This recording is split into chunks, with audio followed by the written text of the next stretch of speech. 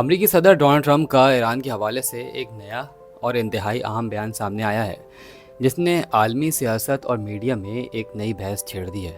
اپنے حالیہ انٹرویو میں انہوں نے ایران کی عسکری اور جوہری صورتحال پر کھل کر بات کی ہے اور کچھ ایسے دعوے کیے ہیں جو آنے والے دنوں میں خطے کی سیاست کا رخ بدل سکتے ہیں۔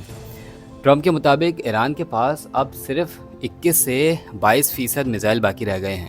ٹرمپ کہتے ہیں کہ ایران کے پاس اب امریکہ کے ساتھ ڈیل کرنے کے سوا کوئی دوسرا راستہ نہیں بچے گا، لیکن اس کے ساتھ ساتھ وہ یہ بھی کہہ رہے ہیں کہ ایران طاقتور ہے، اسی لیے اس نے اب تک گھٹنے نہیں ٹیکے۔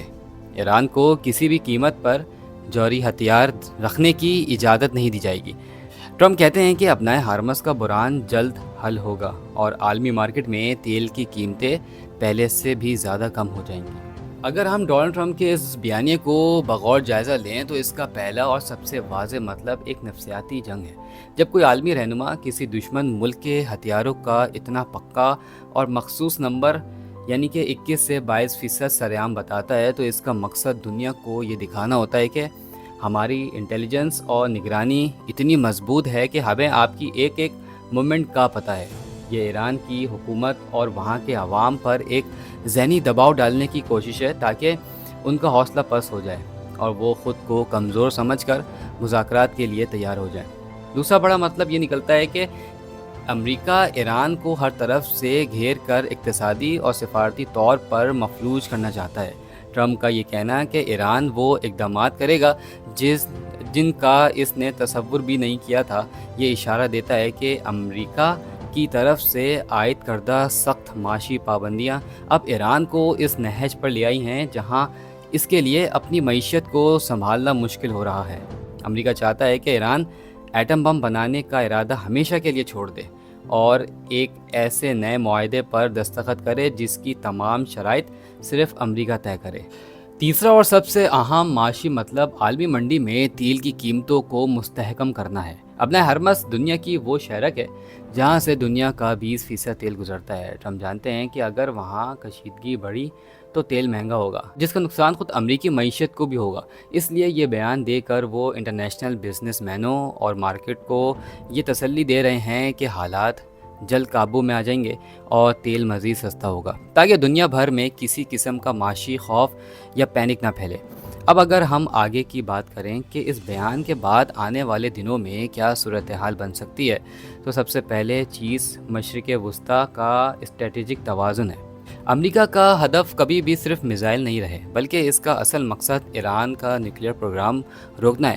ٹرمپ کا یہ کہنا کہ ایران جوہری ہتھیار رکھنے کی پوزیشن میں نہیں، دراصل اسرائیل اور خلیجی ممالک کو یہ یقین دہانی کرانا ہے کہ امریکہ خطے میں طاقت کا توازن ایران کے حق میں نہیں جانے دے گا۔ امریکہ نے ایک واضح سرخ لکیر کھینچ دی ہے کہ جب تک ایران اپنے ایٹمی عزائم کو ترک نہیں کرتا، معاشی اور فوجی دباؤ برقرار رہے گا۔ دوسری عام بات یہ ہے کہ ٹرمپ خود بھی یہ بات اچھی طرح جانتے ہیں کہ ایران کے ساتھ کسی بھی قسم کا براہ راست عسکری ٹکراؤ ایک طویل اور تباہ کن دلدل ثابت ہو سکتا ہے۔ اسی لیے وہ انٹرویو میں اعتراف کرتے ہیں کہ جنگ کے حل میں وقت لگتا ہے اور ساتھ ہی ایران کو ایک طاقتور ملک بھی قرار دیتے ہیں۔ یہ اعتراف ظاہر کرتا ہے کہ امریکہ جتنا بھی دباؤ ڈال لے وہ ایران کی تاریخی اور مزاحمتی حیثیت سے واقف ہے، اسی لیے وہ بندوق کی گولی کے بجائے معاشی ناکہ بندی کے ذریعے ایران کو گھٹنے ٹیکنے پر مجبور کرنا چاہتا ہے۔ آخر میں اس پورے مناظرے کا دارومدار اس بات پر ہے کہ ایران کا اگلا قدم کیا ہوتا ہے۔ کیا ایران واقعی معاشی طور پر اتنا مجبور ہو جائے گا کہ وہ ٹرمپ کی شرائط پر نئی ڈیل کرنے کے لیے تیار ہو جائے، یا پھر وہ اپنی روایتی غیرت اور آزادی پر قائم رہتے ہوئے اس دباؤ کا مقابلہ جاری رکھے گا؟